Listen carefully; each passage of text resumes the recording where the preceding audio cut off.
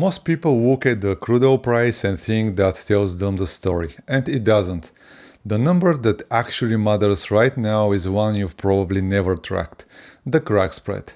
It just hit an all-time record of $70. Refined products have never been this expensive relative to crude, ever. And that one number connects oil, inflation, the Federal Reserve, and the stock market in a way that changes the entire outlook for this fall. By the end of this video, I'll give you the exact variables I'm watching and the dates that matter. In my last video, I laid out the thesis for a second oil price increase. I argued that crude below $70 was a temporary event, that even if we assumed the conflict was over, and that was the base case, everything spent from the SPR and other IEA reserves would eventually need to be rebuilt. Damaged energy infrastructure takes months, sometimes years, to repair. That alone supported structurally higher oil prices. But since then, things have gotten materially worse. The escalation in the Strait has intensified, renewed strikes from both sides, Iran closed the Strait of Hormuz again, the United States reimposed a full-blown blockade, so the thesis didn't just play out, it accelerated. So let's look at where that leaves the physical market. The crack spread, quick explanation, is the profit margin refiners earn turning crude into gasoline, diesel, and other products. Think of crude as the raw ingredient and gasoline as the finished meal. When the crack spread is at a record, it means the kitchen is overwhelmed, refiners physically cannot produce enough fuel to meet demand. I know I've brought up inventory levels in past videos, but look at where we are now. The emergency buffer is officially gone. Total US storage is sitting at record lows. The SPR is bled down to 316 million barrels, levels we haven't seen since 1983.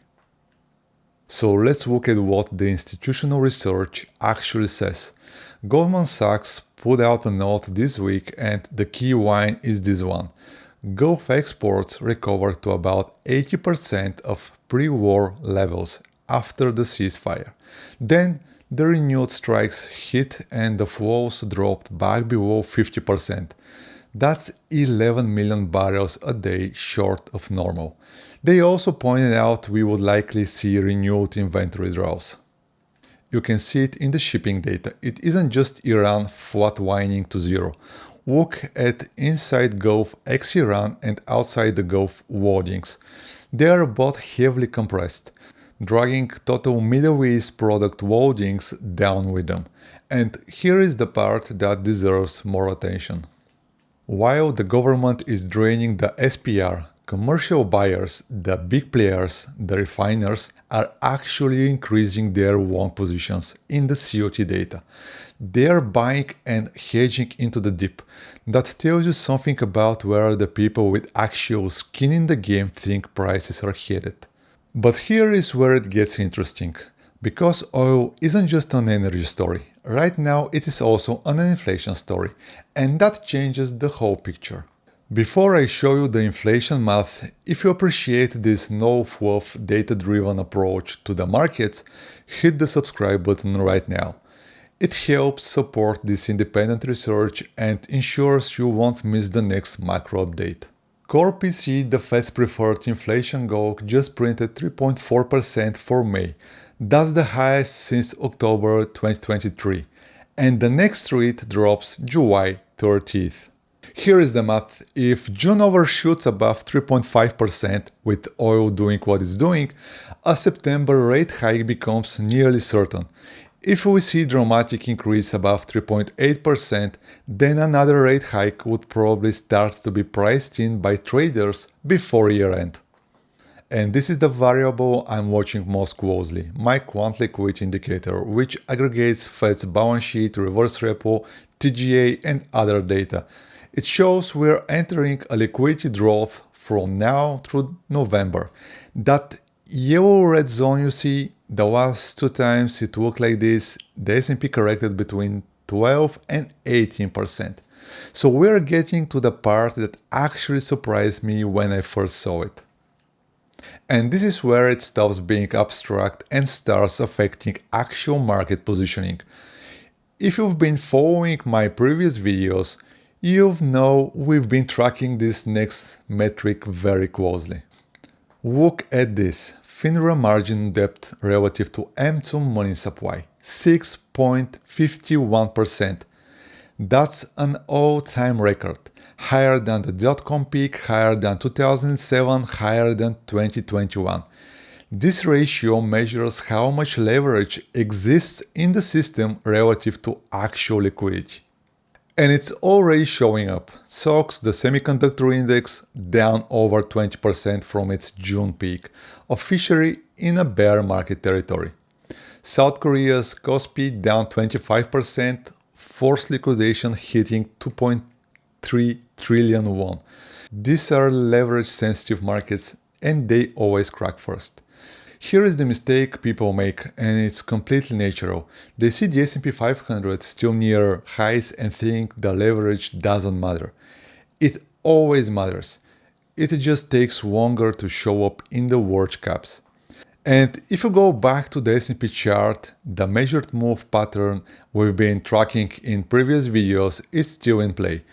See those large red rectangles from the 2025 correction? Now look at the smaller ones forming at the current highs. Same structure. If that pattern completes, it projects a move down that lines up almost exactly with the liquidity window I just showed you. Here is what I'm watching right now. Core PCE on the end of July. If it prints above 3.5%, September hike probability jumps above 70%. Crude oil, if it holds above $85, the inflation pipeline stays hot and the Federal Reserve has no room. And also I'm watching the 2-year Treasury yield. It's at 4.18% right now, pressing against key resistance. If Japan's central bank hikes again and they are at 1% highest since 1995 right now, Japanese institutions start repatriating capital, and that means less demand for US treasuries, that means yields go higher. If all three hit hike plus oil plus yields, that liquidity compression I showed you accelerates into what historically looks like a 12 to 20% correction window.